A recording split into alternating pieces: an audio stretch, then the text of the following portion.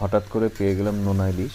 নোনা ইলিশ আমার মাঝে মধ্যে খেতে ভালো লাগে, কিন্তু খুব সবসময় বাজারে পাওয়া যায় না বা দেখা যায় না, অথবা হয়তো আমি বাজারে যখন যাই তখন থাকে না। কিন্তু আজকে পেয়ে লোভ সামলাতে পারলাম না। 90 টাকা দাম নিল একটা ছোট ইলিশ। তো ইলিশ যেহেতু খাওয়া হচ্ছে না, তো নোনা ইলিশ দিয়েই আজকে চেষ্টা করা যাক। তো নুসরাত খুব ভালো সুন্দর করে গুছিয়ে রান্না করলো, খাওয়া দাওয়া করে ভয়েস দিচ্ছি।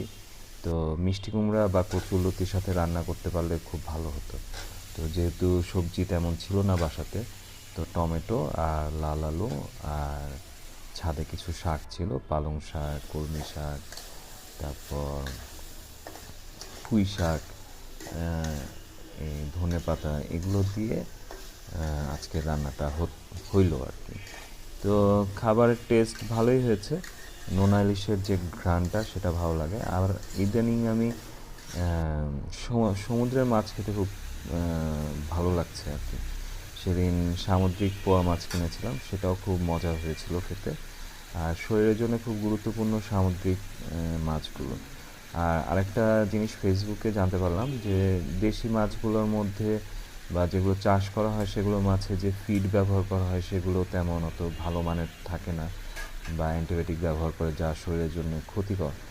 কিন্তু সামুদ্রিক মাছে তো আর অ্যান্টিবায়োটিক থাকে না। হ্যাঁ, সামুদ্রিক মাছ ঢাকা আসতে আসতে হয়তো ফরমালিন ব্যবহার করতে পারে, কিন্তু সামুদ্রিক মাছের ফিডিংটা হয় প্রাকৃতিক, একদম 100% অর্গানিক।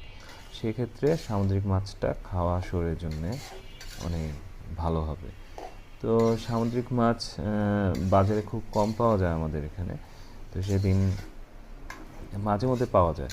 তো এখন চেষ্টা করছি যে কারণ বাজার গিয়ে টুনা মাছ বা সার্ডিন ফিশ এগুলো কিছু নিয়ে আসা।